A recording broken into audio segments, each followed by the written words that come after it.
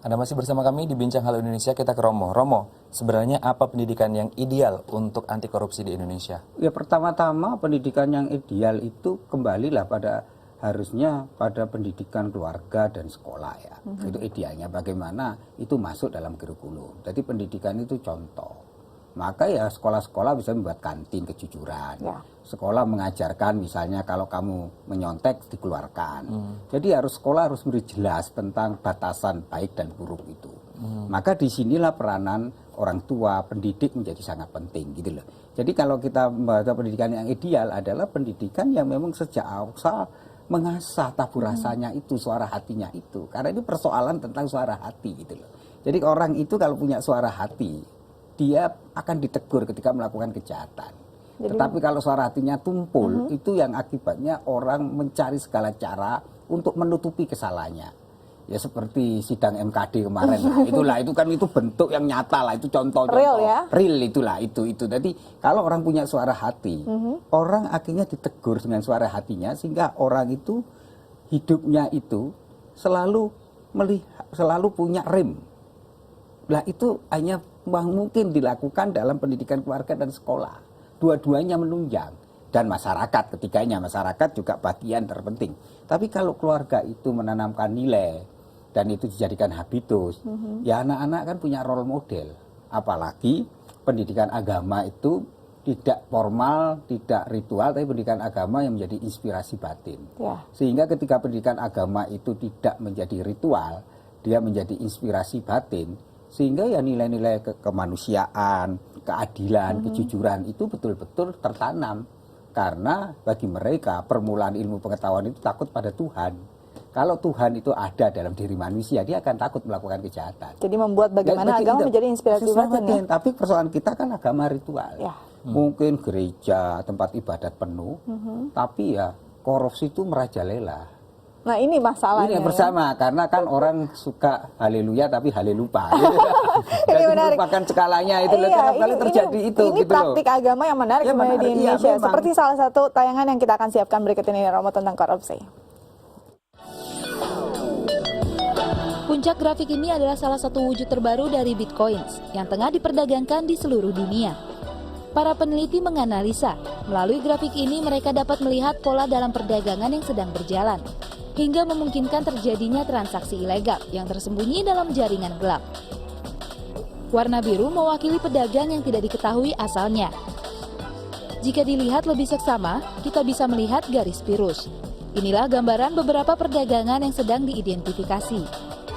Penegak hukum di seluruh dunia juga meyakini jika jaringan gelap atau tidak bisa diakses selalu digunakan untuk mencuci uang dari operasi ilegal, senjata, obat-obatan, dan tindak kriminalitas lainnya. Observatorium ini merupakan langkah pertama menuju pengidentifikasian pola yang akan membantu perusahaan untuk melaksanakan tindakan perlindungan melawan serangan spam dan membantu penegak hukum untuk melacak aktivitas ilegal. Susunan yang berbentuk seperti gua ini dibangun di Sekolah Bisnis Imperial di London. Untuk jumlah data yang dihasilkan pun terbilang cukup luas. Seperti pemetaan di kota Shanghai, Tiongkok, yang memberikan data terbaru akan jumlah orang yang masuk dan keluar dari sistem transit Shanghai. Informasi di tiap tiket diambil dan dianalisis, sehingga para pengelola bisa menghitung kelemahan dalam sistem untuk memastikan rinciannya yang terbatas. Baik, kita kembali ke Romo. Tadi kita lihat ada observatorium data di Inggris yang memperlihatkan data tentang korupsi yang kemudian dilakukan pencucian uang. Nah, apakah ini juga terjadi di Indonesia? Hasil korupsi kemudian dijadikan money laundering? Ya, banyak terjadi. Uang itu dilarikan, kemudian kalau di ini praktek-praktek kan. Kemudian tiba-tiba banyak bangunan-bangunan besar yang kosong. Itu kan bagian dari itu gitu. Jadi pencucian uang itu praktek yang sejak lama, berabad-abad. Seperti dulu praktek orang jualan candu kan. Itu kan ilegal kan. Tetapi memang praktek jalan pintas itu kan untuk mengeruk kekayaan kan. Artinya memang illegal logging, illegal fishing itu kan orang sebenarnya serakah. Karena serakah orang ingin kaya dirinya sendiri tapi membuat penderitaan orang lain, penderitaan orang banyak gitu. Jadi persoalan ini kan kembali kepada bahwa kejahatan itu akarnya apa sih? Akar dari kejahatan itu karena tidak fungsinya suara hati. Sehingga orang melegalkan segala cara. Karena bagi mereka Tuhannya itu uang. Ya. Jadi kalau uang menjadi segala-galanya, maka dia menjadi beruang.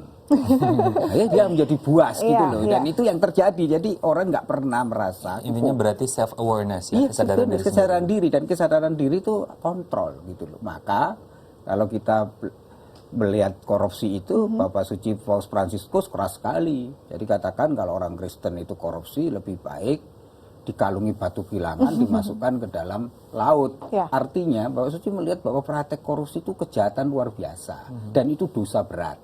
Tetapi persoalannya adalah kembali ketika iman tidak diaktualisasikan dalam perbuatan, dia akan mandul gitu. Jadi iman tanpa perbuatan itu sia-sia gitu loh. Karena Itu agama ritual tadi agama ya. ritual itu. Lah agama itu harusnya tidak ritual, tapi agama itu akhirnya mengaktualisasikan nilai-nilai kebenaran, cinta, pengorbanan, pemberian diri, karena dia yakin gitu loh. Hidup itu bukan mencari roti yang mengenyangkan perut, tetapi dalam bahasa agama mencari surga itu. Ini Romo, mungkin masyarakat di rumah, tadi Romo bilang bahwa pendidikan yang terbaik dimulai dari keluarga. Bagaimana sih mengenalkan budaya anti korupsi untuk anak dan sejak usia berapa? Bagaimana cara yang paling mulai sederhana? dari mulai usia dalam kandungan. Artinya misalnya mengapa dari kandungan kan kalau ibu mendengar musik klasik lebih tenang, lebih teduh gitu loh. Maka sejak itu sejak dini orang tua sadar, berilah contoh yang baik lewat dongeng dalam keluarga. Banyak dongeng Kancil Nyolong Timun. Itu kan ada apa yang dipetik terus, banyak cerita-cerita rakyat itu yang sebenarnya mengajarkan tentang kejujuran itu. Lah ini yang hilang. Karena sekarang digantikan oleh media televisi, media internet, digantikan dengan namanya anak-anak tidak bermain dengan dunia elektronika, sehingga penanaman nilai nggak ada. Lah ketika penanaman nilai tidak ada dan anak mengakses nilai yang sebelum waktunya, maka anak mengalami kedewasaan yang belum waktunya. Akibatnya anak itu memberi contoh, apalagi di masyarakat, praktek-praktek korupsi itu dianggap wajar, sehingga dia menjadi role model itu betul.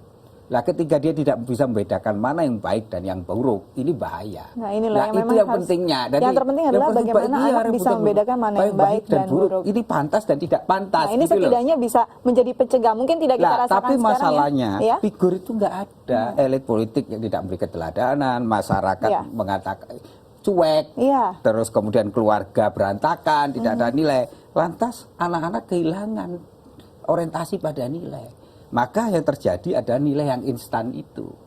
Sehingga apalagi gebiar dunia hiburan, seolah konsumtif, hedonis, itu nilai yang terbaik bagi mereka. Lah sebenarnya juga lewat, harusnya ada TV publik. TV publik itu TV keluarga yang mengajarkan nilai-nilai itu. Lah ini nggak ada. Karena memang tidak ada orientasinya, tidak ada sosok menjadi role model. Jadi anak-anak memang akhirnya itu kasihan sebenarnya bangsa menjadi konsumtif. ini. Iya, bangsa yang kasihan. Bangsa yang kasihan bisa jadi bencana sosial. Iya, karena tidak ada kesadaran elit bahwa memandu republik ini siapa sih? Harusnya ada. Lah kalau semua TV itu tergantung rating, ya rusaklah bangsa ini gitu loh. Maka harus ada TV publik yang menanamkan nilai-nilai yang bisa menjadi role model, sehingga anak-anak itu ada figur contoh, bahwa orang yang jujur, orang yang punya integritas, orang yang memiliki martabat itu, itulah kesuksesan. Ini berbeda dengan luar negeri disiplin. Kesuksesan diukur dengan kejujuran seorang, profesional seseorang, orang punya harga diri. Maka profesor-profesor biasa naik sepeda, ontel, jalan kaki. Tapi ilmu bagi mereka adalah harga dirinya. Lah harga diri kita itu kan direduksi dengan namanya uang itu loh. Akhirnya jadi beruang itu loh. Jadi beruang, dan ini harus kita rubah ya Romo. Terima kasih banyak untuk perbincangan hari ini ya Romo kan ya. penanaman nilai. Maka kita berharap lah para anggota yang terhormat itu kan juga harus menanamkan nilai gitu loh. Jadi memang harus dari paling atas, dari baru sampai ke itu. Romo banyak sekali yang bisa kita bahas, tapi sayangnya waktu memang harus memisahkan. Semoga ada kesempatan lagi dan tidak ada lagi korupsi di Indonesia ya Romo. Terima kasih kita banyak. Berharap, tapi korupsi itu harus dua. Pertama lewat tindakan dan pencegahan. Kalau pencegahan aja nggak ada gunanya. Harus ada itu sangat penting Romo. Terima kasih banyak Romo untuk kehadirannya di Halo Indonesia. Ya pemirsa, kita masih punya banyak informasi menarik. Tetap bersama kami di Halo Indonesia.